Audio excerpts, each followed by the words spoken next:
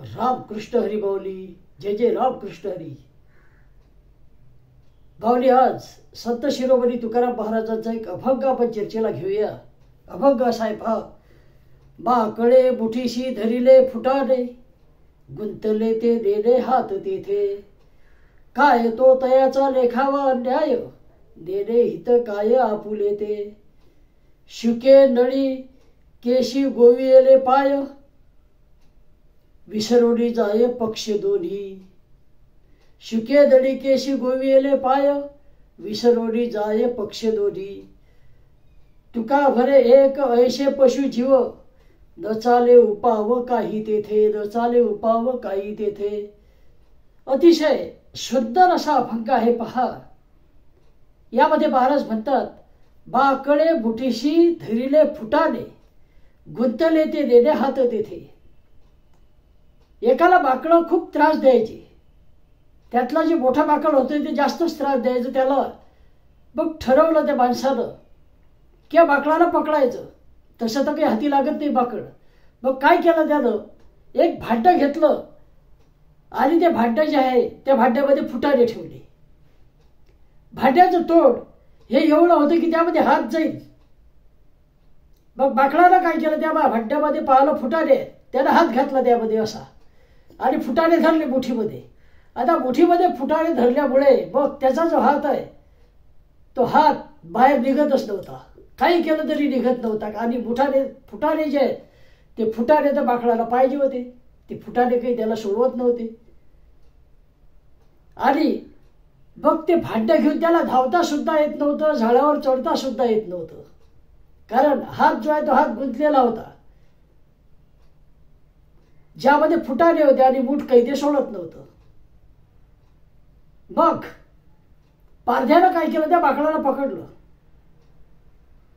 आता इथे हा त्याचा अपराध समजावा का. पुढे महाराज म्हणतात, काय तो तयाचा लेखावा अन्याय, हित नेणे काय आपुले ते. तुकाराम महाराज म्हणतात, त्याला हे समजलं नाही की फुटाणे सोडून द्यायचे आणि हात मोकळा करायचा. मूठ जर सोडली नाही तर हात निघत नाही. परंतु त्याचा जो लोभ आहे तो लोभ काही सुटला नाही. फुटाणे त्याला महत्वाचे वाटले आणि त्यानं हात तिथेच ठेवला. हा माणूस काय करेल असं त्याला वाटलं. तो माणूस आला आणि त्याने माकडाला पकडलं. त्याला शिक्षा केली. कारण त्याचा हात गुंतलेला होता, तो मोकळा धावू शकत नव्हता, झाडावर चढू शकत नव्हता. मग आता इथे माकडाला त्या फुटाण्याचा लोभ झाला, मोह झाला. मग हे त्याची चूक आहे का, त्याला ते समजलं नाही. हा त्याचा काय अन्याय झाला का.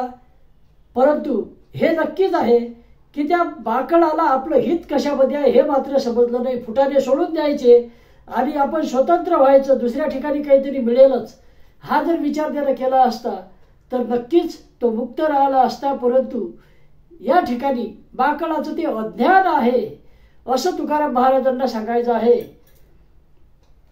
ते त्याला नाही समजलं. अज्ञान. शुके दडी केशी गोविले पाय, विसरोनी जाय पक्ष दोन्ही. असंच पोपट एक दोऱ्यामध्ये नळी ओवलेली होती, पोकळ नळी का पाईप. आणि पोपट आला त्या दडीकेवर बसला आणि त्याच्या भोवती तुम्हाला माहिती आहे पक्ष्यांचे पण आपोआप त्या दलिके भोवती किंवा फांदीवर वगैरे असे गुंडाळले जातात, गुंतात.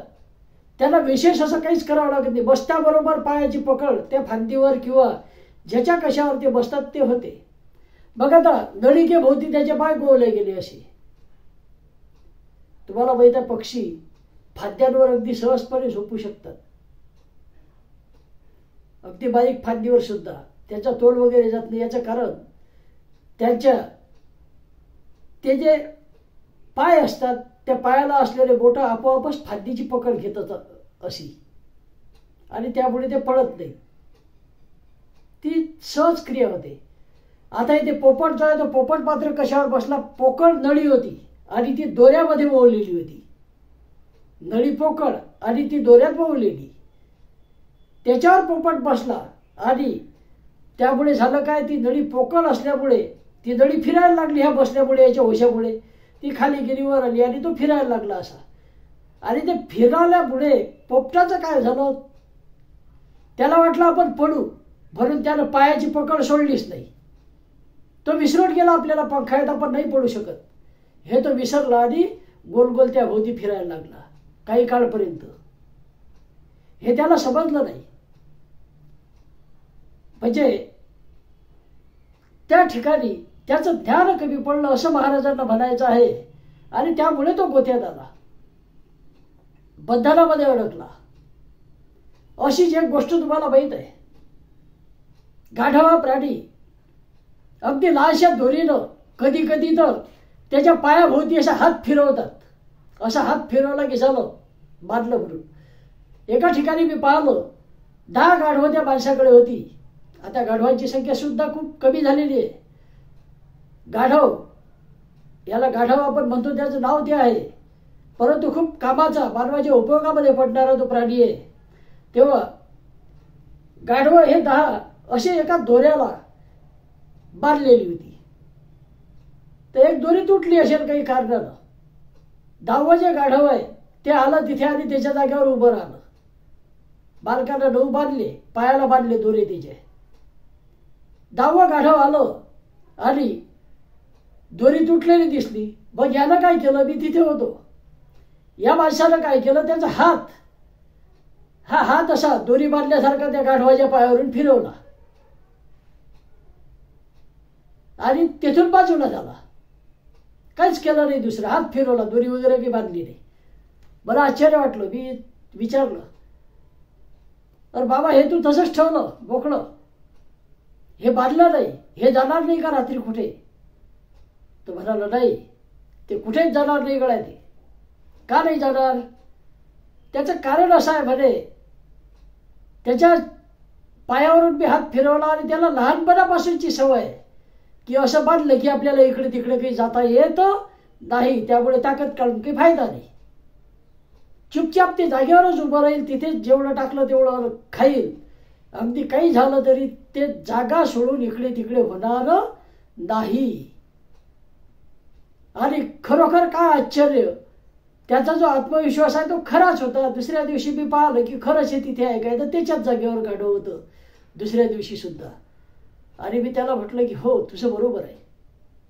जे त्या गाढवाला माहीतच नाही की आपण मुक्त आहोत. हा त्याचा म्हणजे त्याचा दोष नाही, त्याचं ते अज्ञान आहे.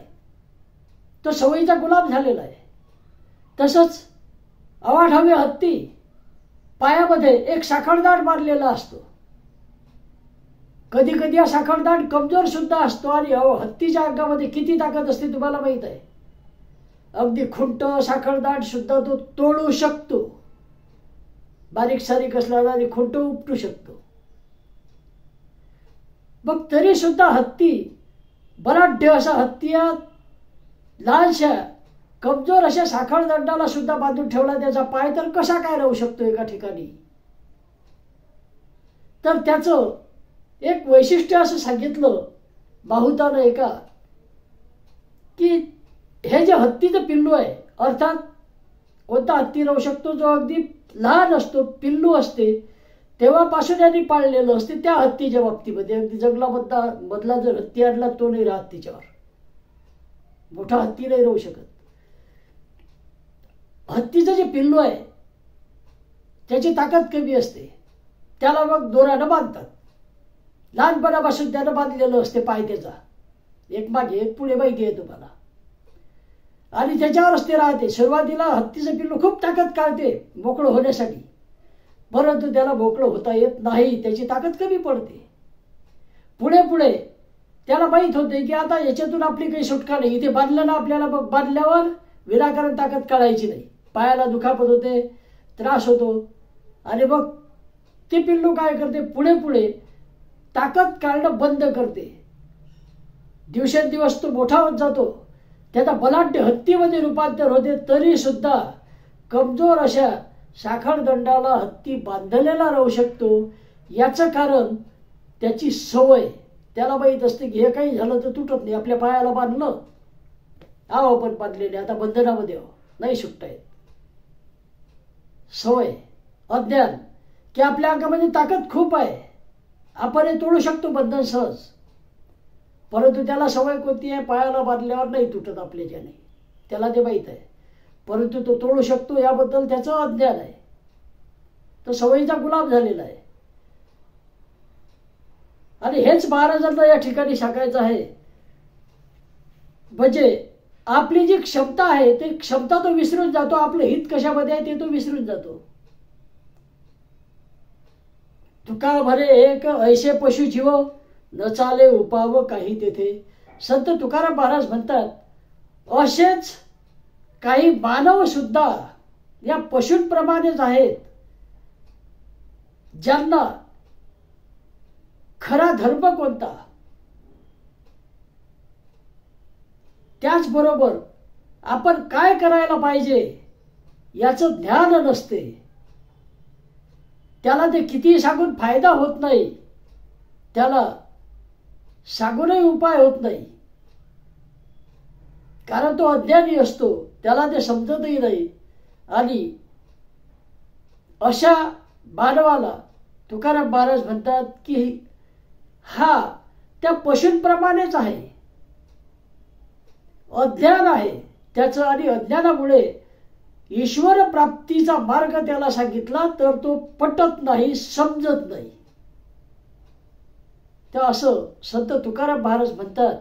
आणि हा जो अभंग आहे, हा अभंग अतिशय सुंदर असा अभंग महाराजांनी लिहिलेला आहे, ज्यामध्ये वेगवेगळे उदाहरण महाराजांनी दिले आणि आपल्याला सांगितलं की माणूस जो आहे तो अज्ञानामुळे फसतो, आपली क्षमता गमावून बसतो. आपल्यामध्ये किती क्षमता आहे, आपण काय करू शकतो याची सुद्धा त्याला कल्पना येऊ शकत नाही. आणि त्यामुळेच परमात्म्याचं ज्ञान सुद्धा होऊ शकत नाही, त्याच्यापासून सुद्धा आपण दूर राहतो. आणि अशा व्यक्तीला, अशा माणसाला हे ज्ञान सांगून सुद्धा बऱ्याच वेळा फायदा होत नाही. तेव्हा जय जय रामकृष्ण हरी अभंग परत एकदा पाहूया.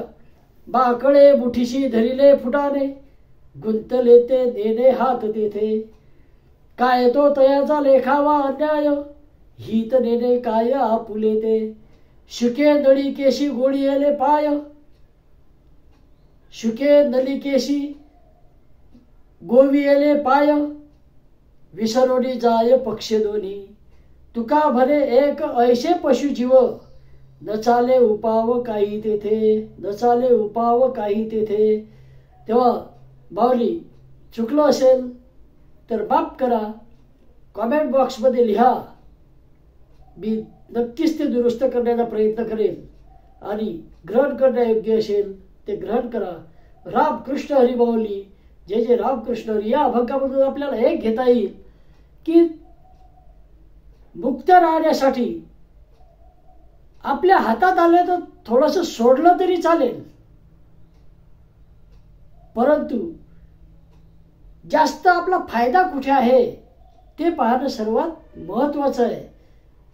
हे महाराजांना यामधून सुचवायचं आहे. बऱ्याचशा अभंगामधून तुकाराम महाराज आपल्याला व्यवहार शिकवत असतात, संसारामध्ये कसं राहायचं हे सुद्धा शिकवत असतात.